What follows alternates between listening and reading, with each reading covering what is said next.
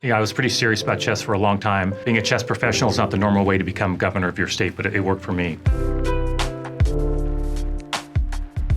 Okay, I'll give you two of these little known facts. Number one, Washington State's the largest, by far, producer of apples in the United States, something we're very proud of. And number two, in Washington State, we are actually the state that created Father's Day. So speaking as a father, I appreciate that. A little girl in Spokane back in 1910 or so wrote a letter about her dad, and that created Father's Day all across the country. Oh, favorite chess player of all time? When I started playing chess as a little boy, my favorite player was a guy named Mikhail Tal. He was from the former Soviet Union. He was from Latvia, and he was arguably the greatest tactical genius of all time. He would sacrifice pieces at an alarming rate sometimes, but he managed to beat the greatest players in the world and become world champion in 1960. So Mikhail Tal was always my chess hero as a kid.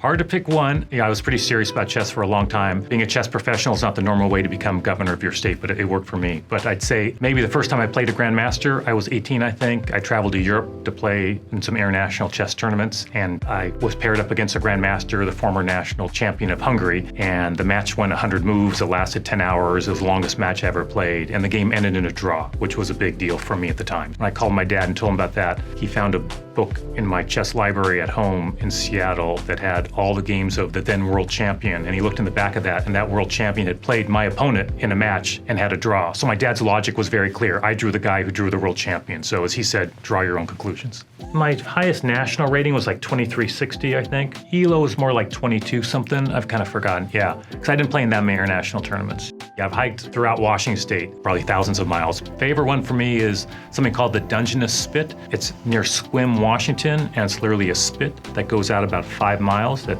juts out into the Strait of Juan de Fuca. There's a lighthouse at the end, and it's my favorite because I hiked out there with my then girlfriend, Colleen, and we got to the end of the spit. That's when I proposed to her. I remember thinking, if she says no, it's a long walk back, because it's a very narrow spit. And so fortunately she said yes. So that's my favorite hike because it has such great memories and it's such a beautiful spot.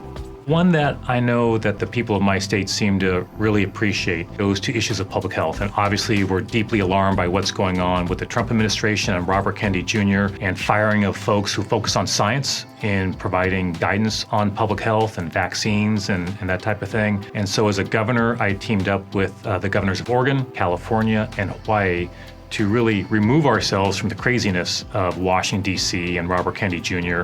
and actually form our own West Coast Health Alliance, where we make our own decisions based on, guess what, actual science to guide healthcare in Washington State and Oregon and California and Hawaii. So I'm really proud of that, and the people of our state seem to be responding very favorably to that type of action.